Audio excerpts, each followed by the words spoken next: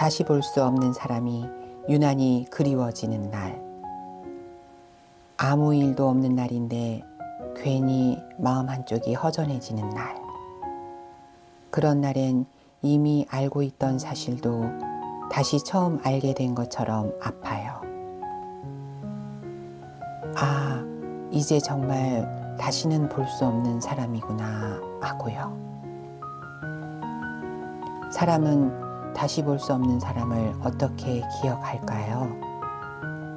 사진으로도 아니고 영상으로도 아니고 아주 사소한 말 하나로 기억되곤 하지요. 나는 아직도 그 목소리를 기억해요. 아버지는 나를 복달래미 복달래미 이렇게 부르셨어요. 그 말 하나로 하루가 시작되던 시절, 복달래미, 복 많은 딸이라는 뜻이었겠죠. 어릴 땐 그 말이 그냥 별명인 줄 알았어요. 아무 의미 없이 불러주는 말인 줄로만 알았어요. 그런데 아버지가 떠나고 나서야 알았어요. 그 말 안에는 얼마나 깊고 넓은 사랑이 가득 들어 있었는지. 복달래미 밥은 먹었냐? 복달래미 춥진 않냐? 복달래미 조심히 다녀와라. 이제는 어디에서도 들을 수 없는 말이 됐어요. 어릴 때 나는 피아노가 있는 친구 집에 놀러 갔다가 피아노를 못 치게 하는 그 친구 어머니 때문에 속상해서 울면서 집으로 돌아왔던 적이 있었어요. 그 후로 피아노가 너무 갖고 싶었어요. 꼭 있어야 하는 것도 아닌데 나는 계속 땡깡을 부렸어요. 사줘. 왜 안 사줘? 다른 애들은 다 있어. 지금 생각하면 참 철없었죠. 아버지는 아무 말 없이 내 얼굴만 보다가 결국 고개를 끄덕이셨어요. 그 피아노를 얼마나 아껴서 사주신 건지 그땐 몰랐어요. 내 피아노 값이 어떤 무게였는지 나는 너무 늦게 알았어요. 그래서인지 지금도 피아노 소리를 들으면 이상하게 가슴이 먼저 내려앉아요. 그리고 또 하나의 기억. 나의 유년 시절 퇴근하신 아버지가 자주 해주시던 저와의 놀이가 기억나네요. 나의 발을 아버지 발 위에 올려놓고 양손을 꼭 잡은 채 춤을 춰주셨어요. 따까야 따까야 따까 따까 따까야 하면서요. 나는 그게 너무 재밌어서 깔깔 웃었고 아버지는 숨이 차도 멈추지 않으셨어요. 그리고 또 하나의 기억은 아버지의 자식사랑 루틴이라고나 할까요? 학창 시절부터 제가 아이 엄마가 되었을 때까지도 한 달에 한 번씩 책을 선물해 주셨던 아버지. 그 책의 첫 페이지 여백에는 아버지의 필체로 좋은 글을 써서 보내주셨지요. 이제는 책을 사러 가도 아버지가 첫 장에 써주셨던 좋은 글이 없는 백지라 가슴이 서늘해지곤 해요.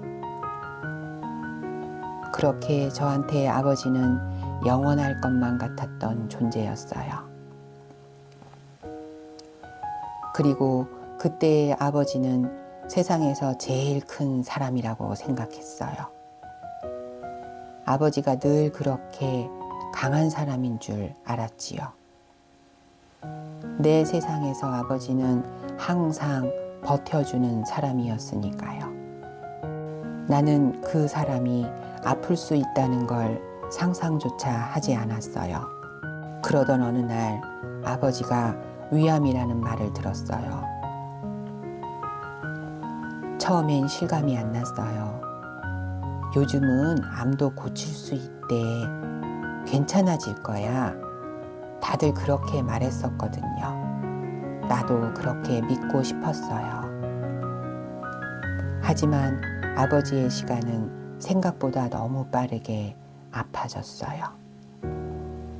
그로부터 5년. 짧다면 짧고 길다면 긴 시간이지만 아버지에게는 매일이 싸움이었어요. 아버지는 조금씩 작아졌고 나는 그걸 매일 보았어요.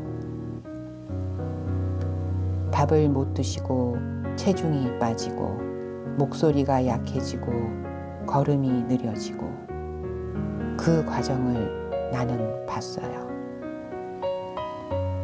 그때 나는 가끔 바쁘다는 이유로 제대로 못 지켜드린 적도 있었지요.